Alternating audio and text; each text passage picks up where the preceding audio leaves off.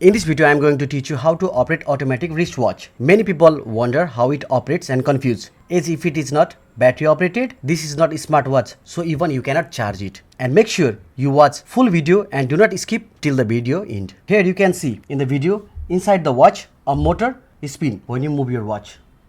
You can see inside the watch, a motor spin when you move your watch. This motor winds the main spring which provides the power to the watch. Now turn to operate the watch. You pull this crown outside gently and turn it to set the time correctly and push back it securely. First, manually wind the crown anti-clockwise about 6 to 10 times. This gives it enough power to start running. Second, wait it. As you move your wrist during the day, the watch keeps winding itself and it operates itself. Most automatic watches run around 24 hours without movement. If you do not wear it for a day or two, it may stop. So just wind it up again and watch it. Thank you.